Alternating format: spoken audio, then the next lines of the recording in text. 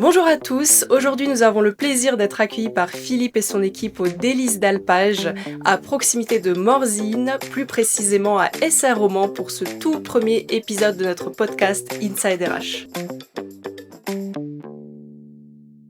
Merci beaucoup Philippe de nous accueillir aujourd'hui dans votre cocon pour cet échange. Et je suis vraiment contente de faire ce lancement avec vous parce que de ce que j'ai pu voir de vous, vous représentez pleinement l'image et l'identité qu'on souhaite donner à ce podcast qui se veut authentique, ancré dans le réel et tourné vers l'humain. Merci à vous, Victoria. Merci beaucoup Philippe. Pour commencer, je voulais déjà qu'on puisse savoir un petit peu qui vous êtes, Philippe. Qu'est-ce qui fait que vous en êtes arrivé à qui vous êtes aujourd'hui? Quelles sont vos convictions profondes? Racontez-nous un petit peu. Alors, qui je suis, c'est une vaste question. Non, Philippe Monet, moi j'ai donc 52 ans et j'ai un parcours dans le commerce, rapidement en travaillant chez Perrier-Vittel, à l'étranger, en voyageant un peu. Après cette école de commerce, et je savais que je reviendrais en Haute-Savoie, pays natal, pas loin de Montmaul, dans la vallée de l'Arve. Et ce qui m'anime aujourd'hui, c'est plutôt les valeurs humaines, de pouvoir aussi travailler en lien avec le territoire. On a la chance d'être sur un territoire, la Haute-Savoie, qui est juste magique, entre lac et montagne.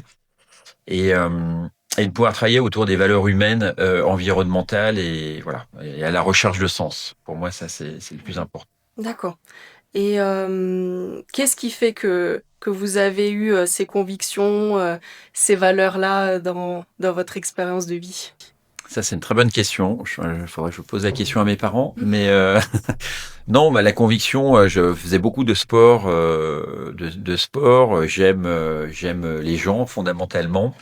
J'aime créer du lien et du réseau. Et je pense que naturellement, depuis tout petit, j'ai commencé par de l'entraînement au basket, à entraîner des gens, à m'investir dans des projets locaux, à travailler dans l'aménagement un peu de la cité avec un engagement dans une mairie, dans des associations autour d'insertion, de formation, hein, où j'ai travaillé une dizaine d'années. Et puis et naturellement, le développement économique, qui est quand même ma formation, est important parce que pour pouvoir réinsérer, pour pouvoir créer de l'activité, de la richesse et expérimenter des nouveaux projets, il faut assembler tout ce qui était part. Je vois très bien. Ça me parle beaucoup, ces valeurs-là aussi, pour avoir fait un parcours sportif aussi et travaillant en plus dans une association qui a pour objectif de promouvoir le commerce local. C'est vrai que c'est quelque chose qui me parle aussi beaucoup. Je voulais revenir un petit peu plus précisément sur votre parcours. Par rapport à, vous disiez que vous travaillez en insertion professionnelle précédemment, Oui. pendant quelques années. Racontez-nous un petit peu cette expérience. Qu'est-ce que vous faisiez? Avec quel public vous travaillez? Qu'est-ce que vous avez pu mettre en place? Écoutez, j'ai eu un petit parcours de quelques années sur la création d'une structure qui est la maison de l'emploi de Bonneville, qui était sur la réinsertion, l'emploi et la création d'entreprises, sur lequel on a travaillé à l'installation de cette structure, avec un petit passage en mission locale jeune qui accompagne les jeunes de 16 à 25 ans sur la vallée de l'Arve.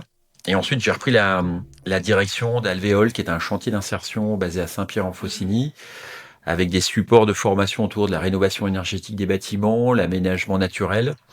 Et de ça, on a évolué vers un pôle de coopération économique qui s'appelle Innoval. D'accord.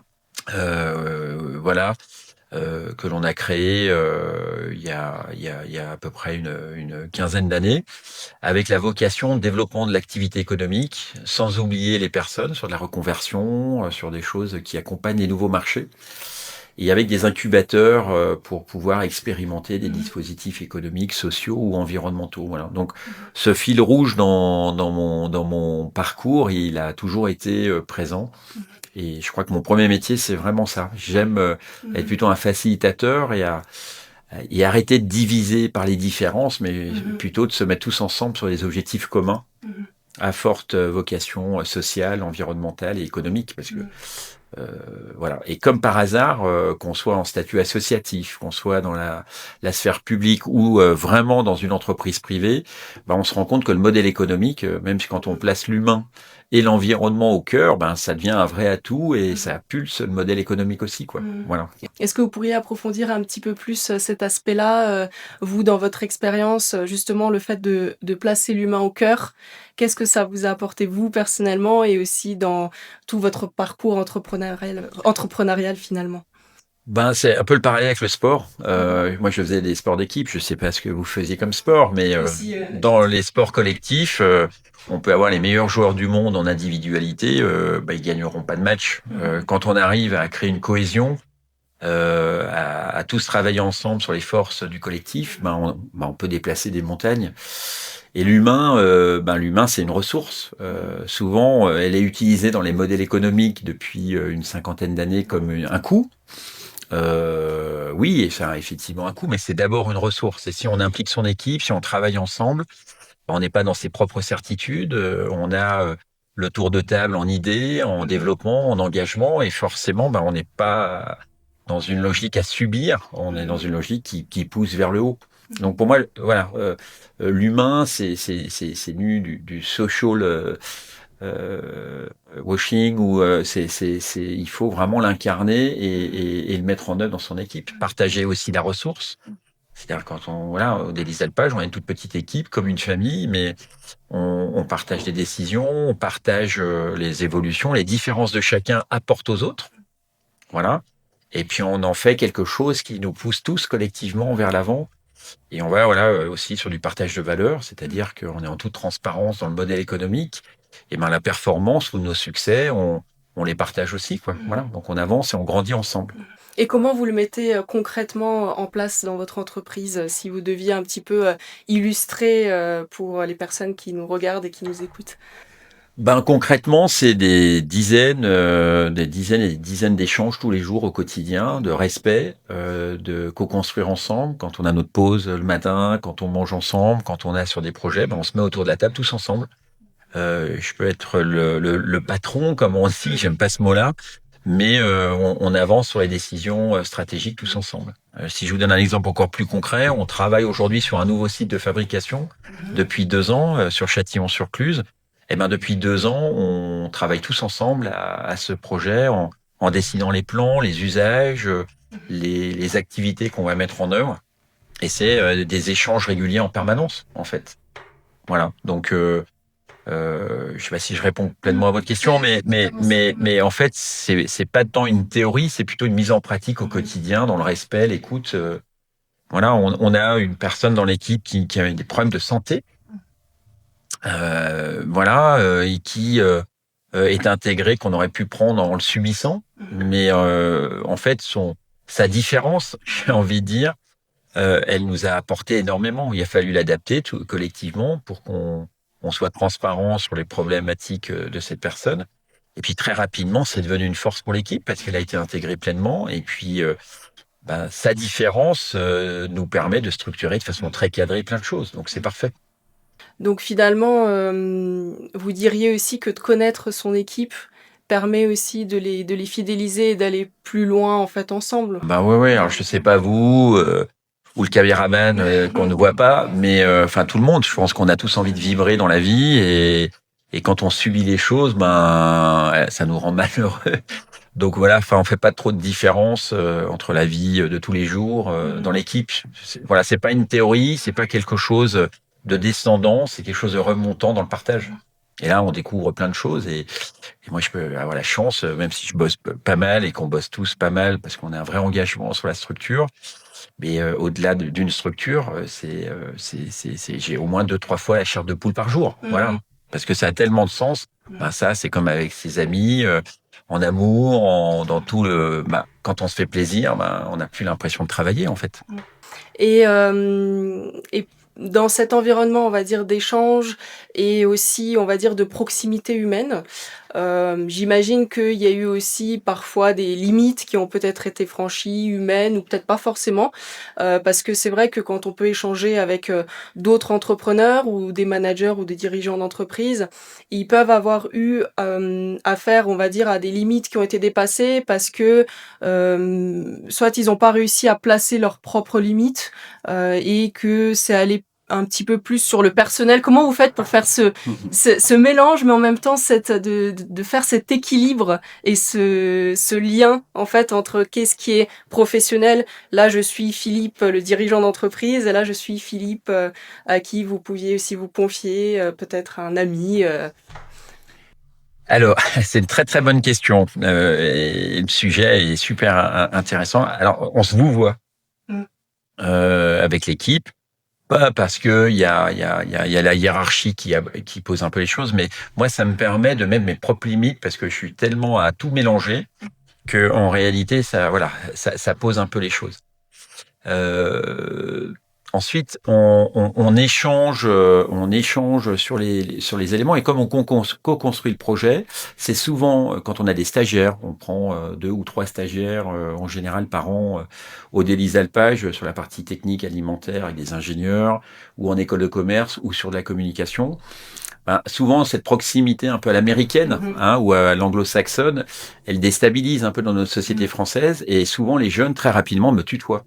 Mhm. Mais c'est l'équipe qui reprend les jeunes. Alors Mhm. moi, ça me dérange absolument pas.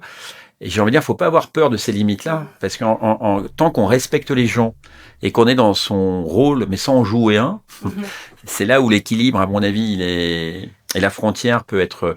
Eh ben, c'est le collectif qui récupère. S'il y a qu'une personne, si on a chacun nos points forts, nos parts un peu plus d'ombre et nos difficultés selon nos parcours, notre éducation à le faire. Mais du coup, c'est une ADN collective qu'on détermine tous ensemble. Et c'est pas que le patron dans son coin qui. Pour moi, ça c'est une erreur. Mhm. Voilà, comme dans une équipe et dans le sport, c'est pas que le coach. Le coach, il vient appuyer pour valoriser les individualités, pour faire un collectif. Mhm. Ben, c'est pareil pour moi. Voilà. Et voilà. Donc, même si je suis encore des fois à me dire mince là. Quand on a accueilli la personne dont je vous parlais tout à l'heure au démarrage, j'ai pas vu tout de suite que je mettais en difficulté un peu l'équipe Mhm. parce qu'il fallait qu'ils s'adaptent à ça, même si cette Mhm. personne, je voyais un potentiel et que j'avais vraiment envie d'intégrer et qu'on l'a décidé ensemble. Quand la personne est arrivée chez nous, bah il a fallu qu'on compense, qu'on pose des choses, mais on a du coup collectivement resserré les choses en disant, mais attends, pour compenser ce que faisait pas cette personne au démarrage, il fallait pas que je mette en surchauffe tout le monde. Ben, on a juste communiqué en fait en expliquant les problèmes sans juger, sans critiquer, et naturellement on a trouvé les solutions. Mhm. Racontez-nous un petit peu, parce que moi je sais de quoi il s'agit un petit peu, mais de quoi résulte cette histoire avec cette personne justement où il y a eu des difficultés. Bon, en fait, c'est que lorsqu'on intègre quelqu'un avec des différences, Mhm. et je me mets dedans, hein, je me mets dedans, et que c'est lié, voilà, ce mot que je mets vraiment beaucoup de guillemets à une forme de handicap dans les standards de la société. Si la personne va moins vite, si la personne au niveau cognitif n'a pas toute la compréhension là-dessus, soit le système fait de rentrer dans les cases du système, soit on accepte d'ouvrir Mhm. un peu ces cases de façon à ce qu'on prenne les forces de la personne pour Mhm. l'intégrer. Voilà, et donc c'est ce qui s'est produit avec cette personne dans l'équipe. Hein. Et donc, du coup, ce qu'on a posé, c'est plutôt que de lui dire qu'il y avait ce problème-là et de dire, ben non, on peut pas te garder. Mhm. On a regardé ensemble comment, avec les problèmes, ces problèmes, on pouvait nous se remettre un petit peu en cause pour pouvoir l'intégrer. Donc, ça nous a impliqué de changer de labo de fabrication, Mhm. adapté à son handicap et à le mettre en œuvre. Là, on a résolu 80% des problèmes d'un coup, et c'est lui qui a dessiné le labo en fonction de se connaissant bien, en fonction de ses problèmes. Et, et puis maintenant, 3 ans après, bah, c'est non seulement plus un problème, mais c'est devenu même une personne ressource qui, sur la qualité, les éléments cadrés, nous accompagne, nous. Mhm. Voilà. Donc voilà, c'est peut-être un exemple un peu concret. Et quand on croit un peu à l'humain, quand on veut pas faire rentrer ou quand on veut changer les gens, on se trompe en réalité. Ça nous rassure peut-être nous, Oui, oui. système ou manager ou individu, mais en réalité, on crée de la pression et de la tension qu'on reporte sur les autres. Et donc là, le système, il fonctionne plus. Puis le dernier point que vous soulevez, qui à mon avis est super important, c'est la confiance et de pouvoir se dire les choses, mais dans le respect. Dans le milieu du travail, bien évidemment, mais de façon un peu générale. Et ça, c'est pas évident quand on a des fois des caractères. Moi, je suis assez hyperactif, tonique, et quand j'ai des choses à dire, j'y vais un Mhm. peu cash. eh ben, j'ai appris à pas arriver en courant à une réunion parce que ça stressait les gens. Enfin, j'ai appris. Je suis en cours d'apprentissage parce que ben voilà, ça pose aussi un peu les choses et on s'adapte aussi en fonction des personnes. Donc en fait, c'est plein de petites choses qui agglomérées font que on passe d'une organisation un peu figée, où on essaie de s'adapter, mais un peu par défaut, dans un organigramme avec des choses bien structurées, et une organisation où on est plutôt dans la transversalité, avec le rôle de chacun déterminé, mais en créant quand même de la solidarité, et puis des passerelles entre tout le monde, et puis des temps d'organisation où on prend les décisions ensemble. Totalement. Donc, si je résume un petit peu, de ce que je comprends aussi à travers votre témoignage, c'est que quelque part, ce qu'on projette, notre image et notre posture a une influence directe aussi sur les personnes avec lesquelles on travaille. Ah bah clairement. Mmh. Et puis l'énergie véritable, Mmh. parce qu'il y a rien de pire, je trouve, que des fois des managers ou des personnes qui, ayant un peu peur, cadrent trop aussi les choses. Mmh. Il y a une forme un peu de lâcher prise là-dedans, hein, Oui. qui est pas simple, hein, mais c'est le travail d'une vie. mais de se dire, bah, au-delà de nos peurs, de faire confiance aussi à l'autre et puis au système, quoi. Est-ce que vous aviez toujours eu cette facilité à lâcher prise ou c'est quelque chose que vous avez travaillé? Ah non, non, alors moi je le lâche prise dans l'humain, voilà. Après le lâcher prise, surtout quand on met beaucoup d'exigences dans un modèle économique qui n'est pas que économique, mais social, environnemental, et qu'on voit des personnes qui l'intègrent pas comme ça, parce que dans nos cours d'école de commerce où on parle finance, rentabilité, ce qui est un peu le nerf de la guerre peut-être, mais non, et on en oublie, où on met les personnes ou l'environnement dans les charges, alors que c'est de la ressource en réalité. Donc non, c'est pas facile, hein. Moi, très humblement, je réponds à vos questions, mais alors, un, j'ai pas toutes les réponses. Deux, je suis en introspection permanente. Et trois, souvent, vous voyez, par exemple, on fait des évaluations 2 fois par an, un peu formalisées, posées, même si on échange dès qu'il y a, on laisse pas personne repart le soir avec une incompréhension forte ou un sentiment d'injustice ou ce genre de choses. Faut crever l'abcès tout de suite. Voilà, on a déterminé cette règle commune tous ensemble d'exprimer les choses, mais on a déterminé de l'exprimer avec certaines valeurs de respect et en essayant de limiter l'agacement, l'énervement ou ces éléments-là. Et donc du coup, on gomme ces éléments-là. Donc le lâcher prise, je pense que peut-être que Bouddha ou les grands sages, ils sont arrivés, mais je pense que c'est un travail permanent. Mais en tout cas, de faire confiance que voilà, que l'individu n'est pas une charge, n'est bien évidemment une ressource et que c'est même le cœur de. Voilà. Et en fait, finalement, si on peut dire, pour les personnes qui ont peut-être un petit peu du mal à lâcher prise, c'est de voir aussi ce que ça peut leur apporter, que ça soit personnellement ou collectivement, pour réussir aussi à travailler sur cet aspect-là. Clairement. Ah bah c'est tout à fait ça. Et là, j'ai envie de dire, c'est un peu mes limites après. C'est le collectif. Moi, par exemple, c'est l'équipe qui me récupère. Voilà. Et c'est chouette, puisque je crois que personne n'a toutes les compétences. Donc, c'est là où il faut partager les regards. Je vais revenir sur la partie où vous disiez que vous faisiez une évaluation 2 fois par an, qui est formelle, j'imagine, et puis des feedbacks réguliers au quotidien quand c'est nécessaire. Première question pour cette évaluation 2 fois par année, comment vous la structurez? Quel est son contenu? Parce que c'est vrai qu'il y a encore beaucoup d'entreprises qui sont sur le format, donc l'évaluation annuelle classique 1 fois par année. Est-ce que vous avez revu un petit peu ce modèle? Pourquoi le faire déjà 2 fois par année? Comment vous procédez? Alors, je dis 2 fois, mais cette année, vous voyez, par exemple, dans le lâcher prise, on l'a fait qu'une fois. Mais 2 fois dans l'année, parce que du coup, 1 an, c'est long. Et on a quand même une société, des postes, des nouvelles compétences en permanence à acquérir, qui font que de rebalayer en cours d'année aussi un peu la feuille de route de l'année, c'est important. Ça, c'est le premier point. Le deuxième, c'est que dans les outils, on a mis en place... Moi, j'ai proposé un outil d'évaluation qui m'allait bien dans mes entreprises passées. Et je l'ai soumis à l'équipe pour regarder ce qu'ils en pensaient, pour voir s'il y avait d'autres choses à rajouter. Donc, on l'a On l'a coopté tous ensemble, cet outil-là. Et dans cet outil, il y a une évaluation un peu, on va dire un peu structure dans ses objectifs, dans ses missions et ses tâches, bien sûr. Mais on a deux colonnes. On a la colonne de l'entreprise qu'on a posée avec les compétences, le savoir-être, parce qu'on parle souvent de savoir-faire, mais il y a beaucoup de savoir-être. Donc là, la moitié de notre évaluation, elle porte sur les postures, elle porte sur le lâcher prise, elle porte sur l'environnement, l'évolution. Enfin voilà, plein d'éléments plus, on va dire entre guillemets subjectifs. Et la deuxième colonne, bah, c'est l'auto-évaluation de la personne.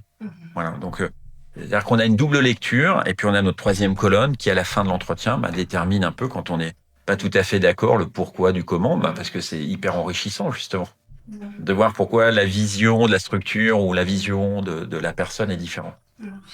Voilà. Donc voilà, pour nous ça c'est vraiment important. Et puis l'autre élément important, c'est que du coup on a aussi, moi j'ai mon évaluation pendant cet entretien. C'est-à-dire qu'on a un temps.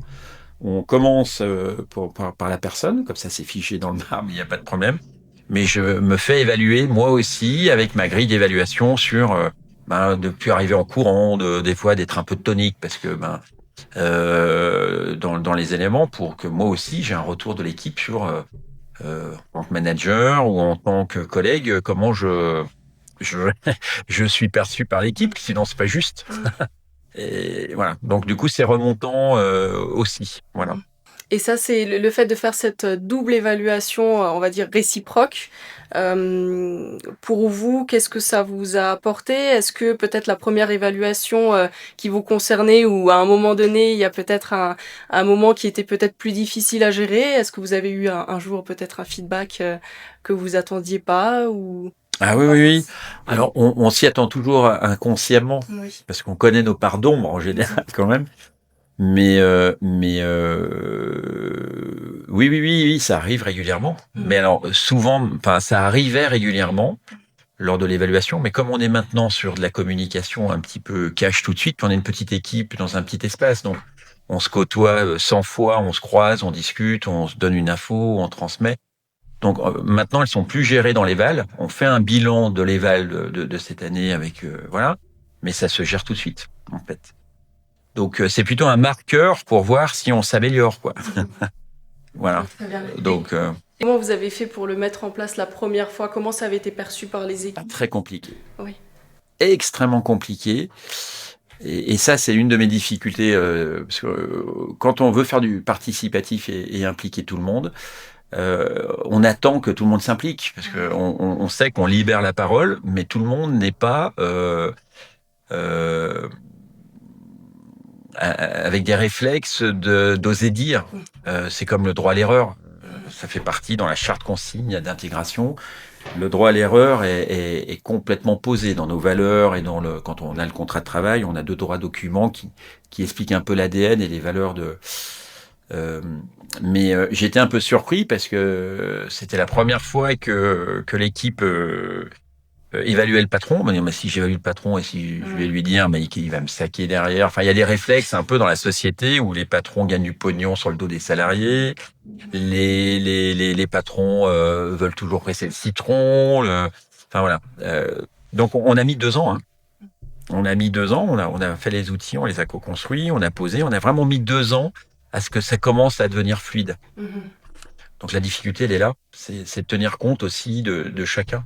Et finalement, comment, parce qu'il y a eu beaucoup de communication pour mettre tout ça en place, mais comment vous avez fait, si vous analysez un peu plus en détail, pour casser justement ces barrières qui ont pu être justement sur vous faire un feedback ou de rentrer en fait dans ce système. Alors j'imagine la co-construction a participé à ça, mais si vous deviez un peu plus détailler, à quel moment vous avez senti aussi que il y a eu cette cassure et que ça y est, ça s'était débloqué? Par la confiance, je crois. C'est par le quotidien, en respectant ce qui était écrit, ou en admettant qu'on n'était pas encore, que j'étais pas suffisamment bon dans la communication, dans mes attentes, et qu'il fallait peut-être que j'ai des phrases plus courtes. Voilà, parce que c'est par exemple un des exemples du retour de l'équipe. Et de faire attention de pas trop en demander parce que je suis toujours, moi je suis un handicapé du quotidien. Et par contre, je vois assez clairement, en termes de développement, le projet de Châtillon, je l'ai depuis le rachat des Délices il y a 6 ans, mais presque même dans les contours en sentant la cheminée, enfin voilà. Mais ça déstabilise plutôt que ça. Donc je fais attention et de plus en plus à m'arrêter dans la projection et de faire des petits paquets pour pouvoir donner et distiller de l'information, par exemple. Et je suis encore en auto-formation là-dessus, puisque c'est pas ma nature, quoi. Mmh. Donc voilà. Et là, on est en passe avec le projet de Châtillon, là, pour le coup, de complètement lâcher prise en me disant, bah, je vais avoir quelqu'un dans le recrutement, en bras droit, qui va avoir, en lien avec l'équipe, cette fonction-là. Mmh. Voilà. Bah, parlez-nous un petit peu, d'ailleurs de ce projet de développement, dites-nous-en plus. Ben, aujourd'hui, on est dans un bâtiment de 250 mètres carrés à Essart-Romand. Alors là, la photographie, je crois que vous avez fait un petit tour avant, comme j'étais un peu à la bourre, je m'en excuse encore. Mais la carte postale est magique, c'est l'ADN depuis 26 ans des Délices Alpages. On est au cœur des Alpages, d'ailleurs ça fait partie de notre nom. Mais on est à 1 heure de toute entrée ou sortie d'autoroute. Allez, on va dire 99% de nos clients sont sur les pays de Savoie et la région Auvergne-Rhône-Alpes. Donc c'est 1 heure aller, 1 heure retour. Bon, quand il fait beau comme aujourd'hui, c'est super, mais quand il y a 30 centimètres de neige et qu'il fait -8, c'est un peu plus compliqué. Puis quand c'est en plus un semi-remorque qui doit nous livrer 56 palettes de bocaux en plein hiver, ça devient catastrophique. Donc plus le fait que l'ergonomie du site est complètement différente, hein, parce que moi quand j'ai racheté, on faisait à peu près 50 000 bocaux par an. Aujourd'hui, on approche les 400 000 bocaux. Mmh. Donc l'outil n'est plus du tout ergonomique, donc on doit basculer vers autre chose. Et puis 3, on veut accueillir les personnes et faire des visites. Encore hier soir, on avait une dizaine de personnes de Dijon qui visitaient le site, mais c'est pas assez ergonomique.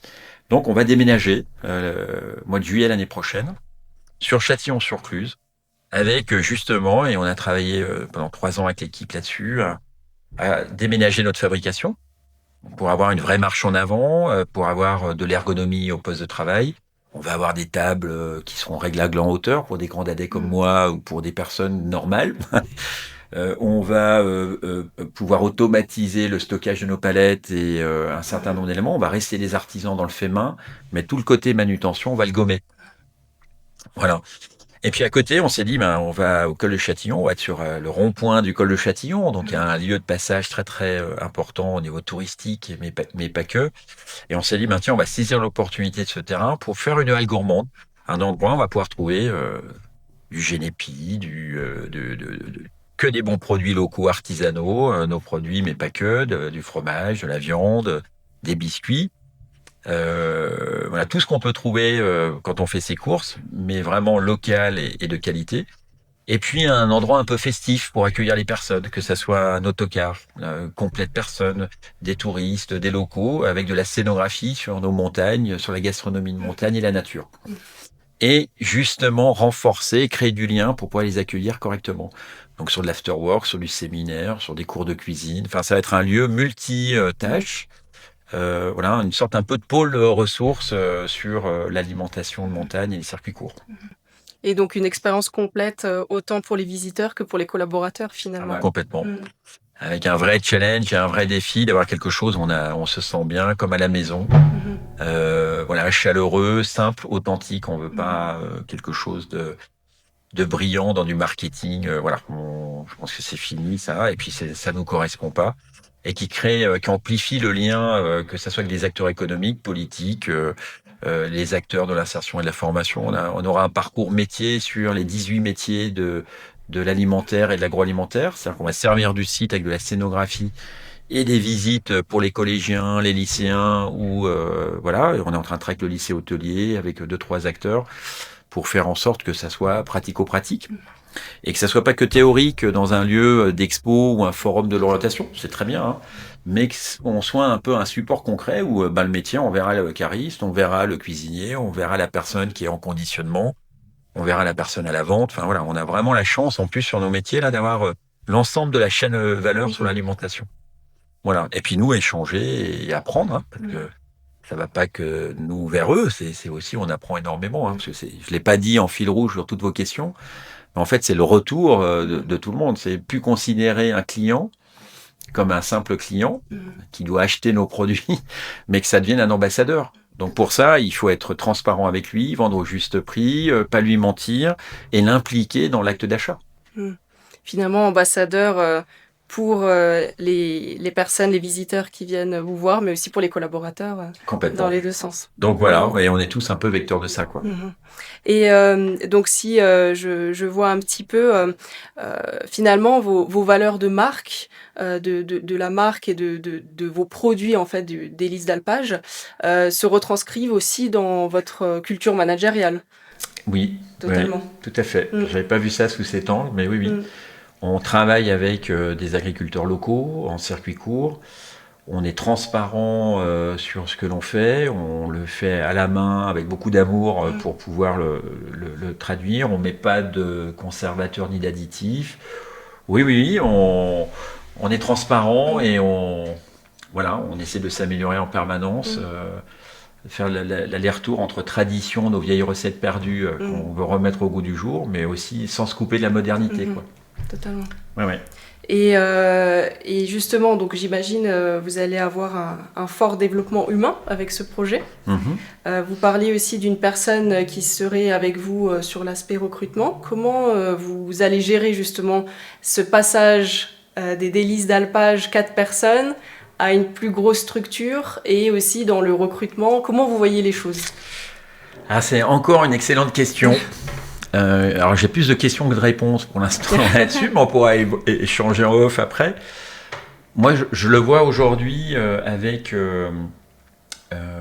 c'est un vrai palier, en fait, effectivement, de développement. Et dans mes anciennes structures, on a toujours eu des gros développements très rapidement, et j'ai toujours été, moi, un peu aspiré par ce développement. Et dès le moment où les structures devenaient un peu plus grosses, je perdais, je pense, ma plus-value et ce qui me fait justement vibrer.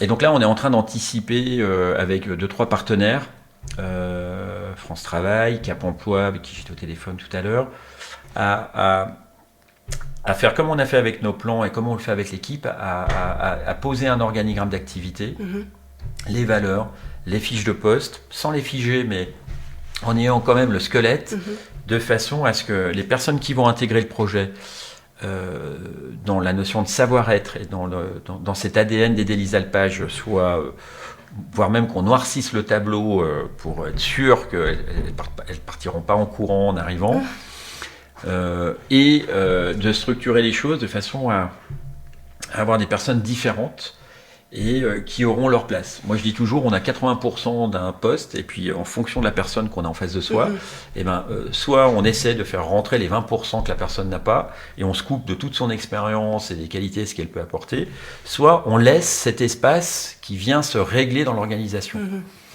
voilà, donc on essaye en ce moment, et c'est vraiment l'objectif sur septembre-octobre, là, de travailler sur les compétences, la polyvalence, les valeurs. Quand je dis polyvalence, c'est aussi de faire en sorte qu'on ait quelque chose qui permette aussi à l'équipe de ne pas simplement faire toute la journée des terrines, ou des rillettes, ou des soupes, ou des plats cuisinés, mais qu'à un moment donné, on peut se retrouver à la vente, ou on peut se retrouver à accueillir un groupe pour leur expliquer l'ADN voilà, ou qu'on peut se retrouver peut-être à accueillir des cours de cuisine le soir, voilà, avec les acteurs de l'automobile par exemple, et toute la filière, voilà, sur un séminaire. Donc voilà, de leur donner de la diversité, mais en leur proposant ce qu'ils ont envie, en fait, de façon à pas être figé toujours sur la même chose. Voilà. Et alors moi, ça me parle totalement parce que c'est ce que je fais actuellement avec l'office de commerce que je manage, avec ces fiches de poste qui ne sont pas forcément figées, mais qui a malgré tout un squelette. J'aimerais bien avoir du coup votre retour là-dessus. Comment vous faites pour définir les 80% du squelette et les 20% qui sont agiles? Parce que vous savez pas qui c'est que vous allez recruter en face. Ouais, complètement. Ben, en fait, On parlait de lâcher prise, on parle beaucoup de lâcher prise là. On fait aussi un peu de philo social là et de vie, mais c'est ça. En fait, ça se détermine avec la personne qu'on a en face. Voilà. J'ai envie de dire, celle-là, elle se fait pas avec la tête, elle se fait plus avec le cœur. Donc c'est du lâcher prise en fait, c'est de se dire tiens voilà, on garde 20% parce que la structure est pas capable, sinon tout se désorganise, surtout dans l'alimentation ou par l'hygiène où on a des choses qui sont vraiment à respecter. Ça dépend des personnes qu'on rencontre en fait. Et j'ai envie de dire, alors, vous allez me dire, il est peut-être complètement à l'ouest, mais moi je vous parlais tout à l'heure de rassembler des choses un peu éparses. Justement, l'humain, c'est en fonction de la personne qu'on va avoir, de son parcours, etc. Donc on ne le sait pas à l'avance. Si on commence à vouloir anticiper ces 20% pour les structurer, on est déjà dans le cérébral de ce qu'il nous faudrait en plus. Alors qu'en réalité, voilà, et on se coupe à plein d'autres chemins, parce qu'on a que sa vision à soi. Donc moi, à chaque fois, je l'intègre par la personne que j'ai en face de moi, parce qu'elle a déjà passé le savoir-être et enfin voilà, on sent qu'il y a déjà de l'affinité et c'est des choses qui se co-construisent avec la personne. Et justement, je rebondis par rapport au savoir-être. Comment vous faites pour l'évaluer en entretien, le détecter si la personne correspond pas à vos valeurs Dites-nous un peu plus ça. Alors nous, il y a deux choses. Alors, je fais attention à ce que je dis, parce que là, pareil, c'est surtout pas la certitude. En fait, vous avez compris, je suis un petit peu plus moi sur le futur et le présent, mais plutôt dans les valeurs. Alors, j'essaie de me connecter qu'à mon cœur. Donc, ça enlève plein de choses structurées, posées, que je valide dans un deuxième temps, mais je me connecte vraiment à essayer de connaître la personne. Donc, c'est vrai que sur un entretien, on parle peu des délices. Je pose beaucoup de questions, c'est plutôt la personne qui parle. Je tends un peu des perches, on pose un peu des éléments sur les horaires, la flexibilité, pas la flexibilité, sur les centres d'intérêt, sur quel est le poste idéal pour la personne, parce que souvent on est dans un enjeu commercial des deux côtés, c'est-à-dire on doit se vendre. Moi je dois vendre l'Élysée Alpage en lui disant mais c'est un chouette projet, tu verras l'équipe est top et on a du développement, on rejoint l'aventure, et puis la personne elle essaye aussi de se vendre aussi. Donc j'essaie de me déconnecter de ça pour lui laisser la place. Donc ça c'est vraiment la partie savoir-être. Et très rapidement, quand on est avec le cœur en général, je regarde plus la caméra, pardon, je regarde, mais on se perd parce qu'on lâche pas prise, parce que du coup on veut maîtriser son recrutement. Voilà. Et puis on se coupe vraiment de l'expérience ou des idées de la personne d'entrée. Si on veut la faire rentrer dans nos cases. Donc ça se met en place. En général, moi, ce que je fais, c'est qu'on revoit et on affine la fiche de poste 3 mois après l'intégration de la personne. La personne dont je vous parlais tout à l'heure avec les problématiques, on est en train de revalider la 8e fiche de poste avec elle. Parce qu'elle évolue, elle nous secoue aussi un peu, parce que maintenant qu'elle est opérationnelle et dans le projet, elle a un niveau d'exigence où c'est à moi d'être plus carré pour ses attentes. Donc voilà, ça c'est fluctuant, mais voilà, on intègre, on ressent des choses. Ensuite, on passe par une immersion, systématiquement. Une immersion professionnelle avec France Travail notamment, ça permet de mettre en situation. Parce qu'on peut parler des choses, mais en émetteur-récepteur, ce que je peux dire avec le cœur n'est pas forcément entendu de la même façon par l'autre. Donc le seul moyen de se rendre compte, c'est d'être en immersion dans la structure. Pour faire ce qu'on a dit en réalité, et puis voir si la personne ça lui plaît pas, s'il y a des choses qui sont à rectifier, si le rythme, parce que c'est un peu speed chez nous, donc ça stimule les gens qui aiment bien la performance et qui aiment bien un peu le challenge. Mais ça peut vraiment mettre assez rapidement quelqu'un en difficulté. On colle 1400 étiquettes, ça peut paraître tout bête, mais si on met une seconde de plus par étiquette, parce qu'on n'a pas le profil pour pouvoir le mettre en œuvre à ce stade, on prend 3 heures dans la vue, ça stresse la personne, parce qu'elle se rend bien compte que... Donc voilà, on a une quinzaine de points qu'on a déterminés un peu avec l'équipe sur des choses, le rythme, l'alimentation. Pour des questions d'hygiène, il y a des fois, on a un problème de livraison. On a une demi-heure de livraison sur nos légumes, ça nous décale la production. On ne va pas laisser en plan nos bocaux de viande ou de légumes, on est dans l'alimentation. Donc, est-ce qu'on a cette souplesse-là pour pouvoir le mettre en œuvre? Donc voilà, et ça, on le dit en toute transparence, quoi. Mmh. Donc finalement, si je comprends bien, le côté savoir-faire, vous l'évaluez surtout pendant cette phase d'immersion et c'est le savoir, et l'entretien, vous le axez davantage sur le savoir-être, Ouais, sur la c'est clair. personne. Ouais, C'est ça, ouais, c'est clair. Et finalement. puis je voyais Anne-Marie qui travaillait avec nous sur le poste admin était nounou. Et à la fin, elle gérait toute la partie compta, les expéditions et les commandes, mais alors de façon absolument brillante. Donc et puis nos structures, on a les moyens maintenant aujourd'hui d'apprendre et d'être en solidarité pour faire un parcours d'intégration en personne. Donc il n'y a rien de complexe véritablement, donc ce savoir-être, il est super important. Ah oui, oui. Et justement, alors on avait un petit peu parlé de l'aspect marketing RH, parce que vous disiez, vous, c'est plus, pas forcément le mot marketing, mais plus sur l'authenticité, la transparence. Est-ce que c'est des valeurs, enfin, comment vous analysez la transmission de ces valeurs sur l'extérieur? Est-ce que sur le recrutement, c'est quelque chose qui est perçu selon vous? Comment ça se passe pour les recrutements? Est-ce que vous avez suffisamment de candidatures? Est-ce que les candidatures que vous recevez sont qualifiées par rapport à vos attentes? C'est des super questions.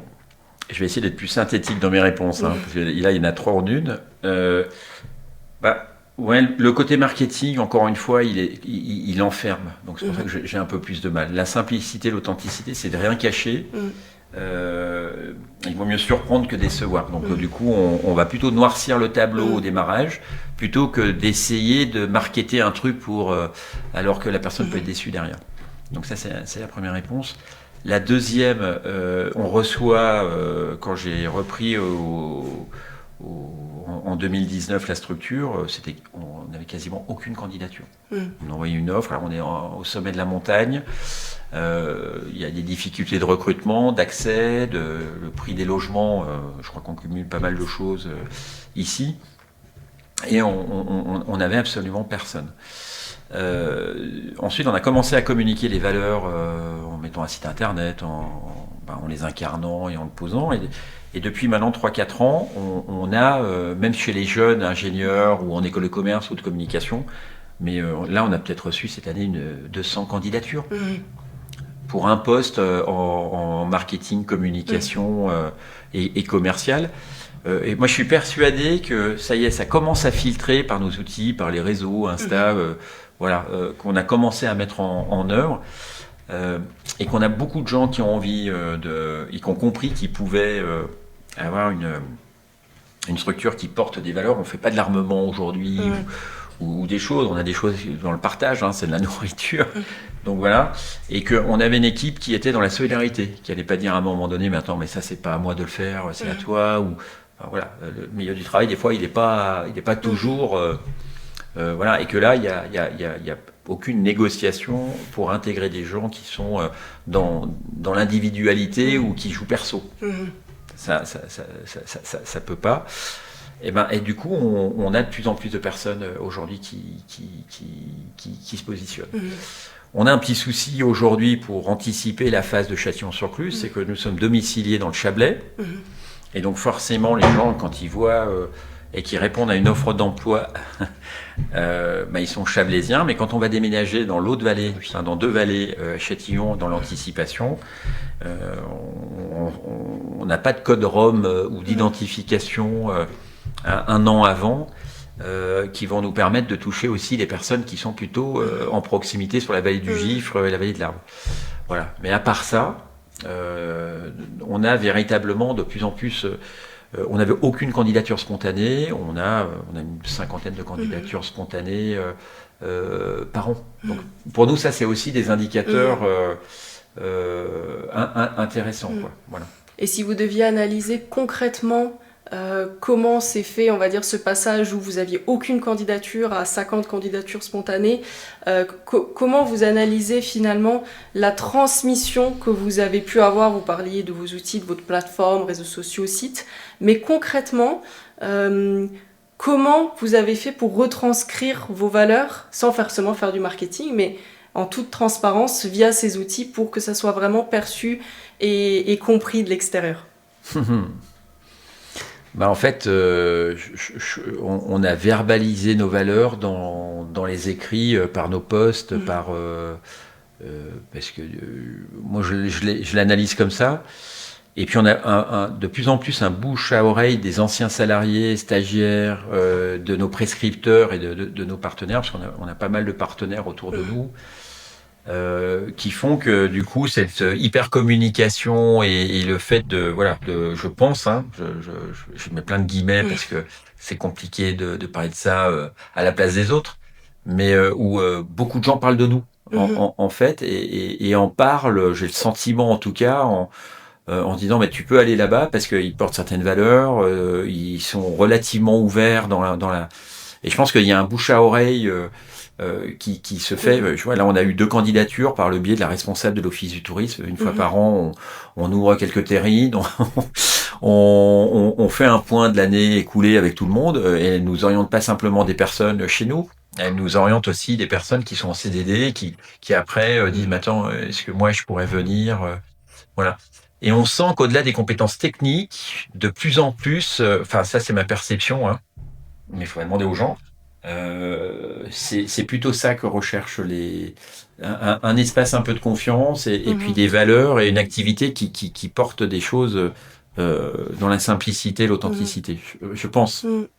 Et vous pouvez aussi, du coup, analyser et voir que ces valeurs que vous portez participent à la fidélisation aussi de vos collaborateurs? Oui, Oui. oui. Nous, les 2 collaborateurs qui sont partis là sur les 6 dernières années, ils sont partis pour des raisons personnelles, des obligations familiales, et avec beaucoup d'ailleurs pour l'équipe, même pour les personnes, c'était assez lourd parce que du coup, comme on n'aseptise pas les choses là-dedans, c'est comme si on perdait un membre de la famille, quoi. Donc oui, c'est un vrai acteur, c'est un vrai vecteur je pense, de fidélisation aussi, quoi. Ouais, c'est sûr. Et aussi, j'imagine, pour attirer la nouvelle génération, les jeunes, parce que c'est vrai que les modèles déjà agiles et d'authenticité et tout ce que vous véhiculez, c'est, enfin en tout cas je pense et de ce que j'ai pu constater, c'est quelque chose qui attire les jeunes aujourd'hui. Est-ce que c'est quelque chose aussi que vous avez pu constater à travers vos partenariats avec les différents lycées et écoles? Voilà, et racontez-nous un petit peu, qu'est-ce que ces partenariats vous apportent aussi? Comment ça se passe? Pourquoi ces partenariats? Alors les partenariats, déjà parce qu'on considère, on est une toute petite équipe, donc tout seul on fait rien, enfin ou peu de choses. Et dans l'ADN un peu de l'écosystème autour de nous, on a la chance d'avoir une centaine d'acteurs institutionnels, politiques, producteurs, avec lesquels on a une relation un peu simple, authentique, et il y a beaucoup de fidélité dans cette. On grandit aussi ensemble. Je pense que notamment le partenariat, là, sous-entendu avec le lycée hôtelier François Bis de Bonneville, la première commande, c'était de se dire, on a des produits typiques des pays de Savoie, mais avec beaucoup de viande, avec beaucoup voilà, ils nourrissent bien. Et on a des tendances culinaires de plus en plus importantes sur du végé, sans viande. Enfin voilà, on voit bien que les tendances de consommation changent. On n'est plus sur du snacking ou ces éléments. Donc on en a parlé avec Audrey Rapp, la professeure là, du lycée hôtelier, et on a travaillé 1 an avec eux sur le développement de ces recettes. Et au fur et à mesure qu'on évoquait, on échangeait avec les jeunes, le lycée, les professeurs, et ben on a parlé emploi, stage, formation, et c'est devenu eux-mêmes maintenant les ambassadeurs, à tel point qu'ils ont même proposé qu'on continue le projet sur un angle plus marketing, mais au sens authentique du terme, avec les BTS, pour continuer cette collaboration avec les enseignements. Donc, c'est comme en fait s'ils étaient au Délices Alpages. Enfin, moi, c'est souvent ce que je dis. C'est comme on a plein de clients qui sont devenus ambassadeurs des Délices Alpages et qui adorent aller embêter le chef de rayon en disant mais il n'y a plus de rillettes à l'ail des ours, là t'as plus la potée, t'as plus le farcement, et qui nous appellent, quoi. C'est comme si j'avais 300 commerciaux Parce que tous les jours, on reçoit des coups de fil. C'est-à-dire qu'on inverse un peu une tendance parce que du coup, ça devient... et moi, je trouve que c'est chouette parce que c'est pas une façon détournée de pas dépenser de l'argent ou de faire bosser les autres à sa place. Hein. Mais ça veut dire que les gens, ils ont compris ces valeurs et que même dans l'acte d'achat ou dans la formation ou dans le stage, ils s'impliquent. Mmh. Mais sans qu'on leur ait demandé. Mmh. Oui, je vois Et ça, je trouve que c'est une belle... c'est une belle preuve de confiance et que voilà qu'on essaie nous de se démener pour faire les choses, mais que les gens en ont besoin et ont envie de contribuer quoi. Et comment se passe ce partenariat aussi avec les jeunes que vous prenez en stage ou que vous voyez au lycée directement à l'école? Qu'est-ce que vous avez pu constater de cette nouvelle génération? Parce que c'est vrai que ça fait beaucoup débat en ce moment dans le monde de l'entreprise. Quel est votre regard là-dessus? Qu'est-ce que vous pensez de la nouvelle génération? Alors sans langue de bois, sans non plus provoque. Je trouve que dans la nouvelle génération, sans généraliser, hein, parce que c'est un drame de généraliser les choses, j'ai le sentiment que dans la nouvelle génération, on a une catégorie de jeunes qui s'est un peu perdue, qui a perdu ses repères, qui, dans le cadre des études, de l'orientation, a un choix énorme par le développement digital, par leurs nouvelles compétences, qui sont un peu déconnectés, nous sommes déconnectés des jeunes qui arrivent avec leur habilité, leur agilité, leur autre perception du travail. Bosser 12 heures par jour, c'est pas forcément leur... Nous, on a été un peu éduqués, ma génération, et puis même l'autre d'avant, à la valeur travail, mais où il faut suer, il faut montrer qu'on bosse, eux, on veulent un équilibre et ont une perception de la vie complètement différente. J'ai 2 jeunes à la maison, là, de 22 et 20 ans. Enfin, j'ai l'illustration là-dessus. Et il faut surtout pas croire, à mon avis, qu'on a une génération cassée qui veut plus rien foutre, parce que c'est souvent ce qui est un peu dit dans le débat aujourd'hui. Mais c'est qu'elle est, à mon avis, en perte de repères et qu'elle a un peu de mal à... Parce que les recruteurs, ils sont pas du même âge. Donc quand ils arrivent probablement chez quelqu'un qui a les autres valeurs ou ces éléments-là, qui va chercher chez l'autre, si c'est en plus un peu cadré, figé, ça va être compliqué de se trouver.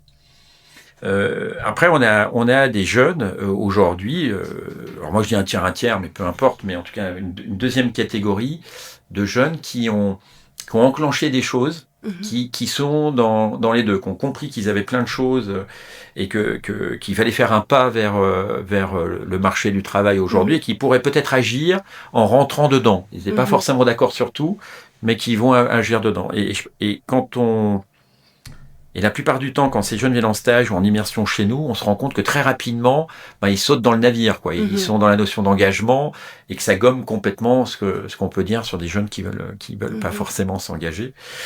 Et puis moi, je trouve qu'on a des jeunes qui ont compris les deux et qui sont déjà dans des postures en connaissance, en habilité, en agilité. On a eu Cléo Fay, là, je lui fais un petit coucou parce qu'elle est en Slovénie, puis après elle part en Australie. Mais qui est parti il y a une semaine, qui a fait un stage de 6 mois avec nous, mais c'était incroyable. Incroyable. Et si on avait pu la recruter, elle était quand même à sa 3e année, on va lui laisser finir son master. Mais elle aurait déjà eu les compétences de venir en appui à la structure à 23 ans. Donc voilà, moi je pense que c'est plutôt un choc des générations. On a des choses qui vont de plus en plus vite. Moi je vois Cléo Fay me dépatouillait des tableaux, la com, mes mots de passe en 2 secondes. Elle faisait ça qu'une agitée. Moi il me faut une demi-journée pour faire ce qu'elle faisait en 2 minutes. Enfin voilà, donc c'est pas tant de se confronter, c'est de regarder du même plan comment on peut co-construire les choses. Et moi je trouve que de façon générale, dès qu'on le fait, les jeunes vont à une vitesse... voilà. Alors, ils sont peut-être un peu trop connectés sur le digital, sur cette IA là, qui est en train de nous envahir de partout et où on doit, nous, à mon avis, en employeur, leur expliquer qu'ils doivent garder leur libre arbitre de réflexion et de faire les choses sans en réflexe prendre le portable en le disant, parce que dans la créativité et dans la prise d'initiative, malheureusement, c'est une partie du cerveau qui est en train de disparaître si on ne s'appuie que sur une réponse par un smartphone ou un ordinateur. Donc il y a un équilibre entre les deux pour que ça soit pas une contrainte, quoi, ou transformer ces contraintes en opportunités. Et ça, Cléo Fay, par exemple, l'a fait de magnifique manière, quoi. Comment, selon vous et par votre expérience, créer justement ce lien avec les nouvelles générations, avec les différences que ça comporte? Comment en faire une force alors que parfois il y a des incompréhensions générationnelles par les méthodes, les processus, par la manière de faire les choses et de voir les choses qui sont différentes? Comment, selon vous, les managers, les chefs d'entreprise, les RH peuvent créer ce lien et cet engagement avec, cette génération? En leur faisant confiance, enfin, encore une fois, puis en communiquant avec eux, en les jugeant Mmh mh. pas. Enfin, on revient un peu sur Mmh. ce qu'on disait tout à l'heure, mais avec les mêmes recettes que tout ce qu'on a dit avant. Mmh. En allant boire des canons le soir, voilà, en allant voir un match de hand à Chambé, tous ensemble, en Mmh. ayant des moments hors travail, pas obligatoire, hein, bien Mmh. évidemment, mais en s'intéressant à eux, Mmh. en leur laissant aussi de la marge de manœuvre, parce que je pense Mmh. que les jeunes aussi d'aujourd'hui sont extrêmement libres. Mmh. Et on a inversé, souvent on dit, ben, c'est plus l'employeur qui recrute, c'est le candidat qui choisit son Mmh. employeur, entre guillemets, ou Mmh. mais c'est complètement ça. Mmh. Donc ça sert à rien de lutter contre ça, au contraire. Et donc c'est peut-être, j'espère même, quelque chose qui, dans le fameux lâcher-prise dont on parlait Mmh. tout à l'heure, permettra d'avancer. De toute façon, il n'y aura pas le choix. Mmh. Je rebondis, sur la liberté. Justement, vous, au sein des délices d'alpage, comment, vous intégrez cette flexibilité, cette envie de liberté aussi, des jeunes, si vous le faites déjà ou peut-être, Ben, en fait, on leur laisse déjà un espace de liberté Mmh. et ils le saisissent tout de suite en fait. Hein. Mmh. Il y a pas de même de temps de latence Mmh. sur la liberté. Et là, mais c'est la fougue de la jeunesse aussi. Hein. Mmh. C'est peut-être là qu'on a peut-être plus besoin de cadrer. Mmh. Parce que effectivement, ça peut vite partir, cette fougue, plus ce côté digital qui donne le sentiment d'avoir toutes les solutions et que c'est la bonne solution, parce que ChatGPT me dit que c'est la bonne solution. C'est le débat que j'ai avec mon fiston plus jeune là en ce moment. Non, il y a de l'épaisseur, il y a de l'expérience, il y a la façon de présenter aux choses et de créer du lien. Mmh. C'est pas que mécanique, mais c'est lié à l'expérience et au voilà. Donc pour moi non, il y a rien à poser si ce n'est de leur laisser vraiment cet espace de liberté Mmh. quoi. Et pas un faux semblant d'espace de liberté, Mmh. parce que il y a rien de pire quand on intègre des personnes de pouvoir se Mmh. dire, mais attends, j'ai 20% de waouh. Et on les, voilà, c'est pas parce Mmh. on les a que chacun le fait dans son coin, hein, c'est en concertation, mais avec les propositions, mais que c'est une liberté qui est dans le collectif, quoi. Mmh. Et finalement être, sur la transparence et pas faire du marketing. Parce que si on arrive en entreprise et que c'est, comme vous disiez, hein, finalement, tout à l'heure, de peindre presque de noircir, en fait, le tableau pour que les personnes, soient, en fait, surprises, même positivement et pas à l'inverse, d'être déçues Ah bah, de voilà, et ça, de promesses. les Mmh. jeunes, je pense, là, pour le coup, ont Mmh. aucune tolérance à Mmh. ça, quoi. Mmh. Effectivement. OK, bah, merci, Philippe pour tout ce partage, qui était très, très enrichissant. Est-ce que, vous avez peut-être, un dernier conseil ou un résumé, quelque chose, qui peut-être même une anecdote qui vous a marqué, qui vous a beaucoup appris, sur vous, sur l'humain, que vous aimeriez nous partager avec peut-être des conseils, pour les personnes qui nous regardent et qui nous écoutent? Bon, alors l'anecdote, on a parlé de Rémi tout à l'heure, mais je pense que Rémi, qui nous a rejoint, c'est probablement un des éléments les plus marquants dans ma vie. C'est qu'il faut pas avoir peur de la différence, encore une fois, et ce fameux lâcher prise de façon à recevoir de la nouveauté en termes de recrutement ou ces éléments, il faut surtout pas en avoir peur. Mmh Enfin, mh. moi, je suis peut-être un peu atypique ou un peu décalé, mais voilà, j'ai plutôt envie de donner ce conseil-là, déjà pour soi, parce Mmh. que c'est bien de lâcher prise. Quand on veut tout maîtriser, de toute façon, c'est absolument pas possible. Et puis de faire confiance à la différence. Enfin, on est quand même dans une société aujourd'hui où la différence est de plus en plus marquée à tous les strates de la vie, dans toutes ses Mmh. dimensions, alors que ben c'est justement la différence qui fait que Mmh. qu'elle soit culturelle, qu'elle soit de couleur, qu'elle soit de compétence, qu'elle soit à tous les niveaux, c'est ça qui enrichit Mmh. et qui trace des nouveaux chemins. Mmh. Totalement. Voilà. Et qu'est-ce qu'on peut vous souhaiter du coup pour la suite? Peut-être pour vos projets? Quand est-ce que ça va se lancer? Où est-ce qu'on peut vous retrouver aussi pour suivre vos nouvelles aventures et vos aventures actuelles? Bon, on a un petit site internet, hein, tout simple, www.lesdélicesdalpage.fr. On est sur Facebook aussi et Instagram. Et puis, ben, tout le monde est le bienvenu. Alors, c'est vrai que c'est au sommet des montagnes. On a l'Aigle de Montrion, Mmh. pas loin. On a Vous pouvez faire d'une pierre deux coups en venant nous voir ou en nous appelant. Et puis, ben, à partir du 1er juillet, ça sera un petit peu plus accessible Mmh. au col de Châtillon-sur-Cluse. Et peu importe qui, quoi, quand, sans forcément acheter ou quoi que ce soit, rien que pour échanger, on sera très heureux de recevoir tout le monde, toute candidature, parce qu'on est quand même sur une Mmh. thématique aussi un peu emploi, formation. Donc, vous l'avez compris, on va recruter des nouvelles pépites Mmh. et des personnes qui ont envie de rejoindre l'aventure. Mmh. Donc, ben, n'hésitez pas à passer un coup de fil, voilà, pour qu'on se rencontre et qu'on échange aussi là-dessus. Mmh. Voilà. Merci beaucoup Philippe, pour, ce partage et je pense que les personnes à qui ça parle n'hésiteront pas à vous contacter et à vous rendre visite.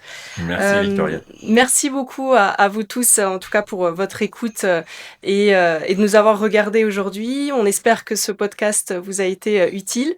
N'hésitez pas à nous suivre du coup sur notre chaîne YouTube et sur nos réseaux sociaux, ainsi que, sur les différentes, plateformes podcast et à vous abonner, si, le concept vous parle. Merci beaucoup et à bientôt.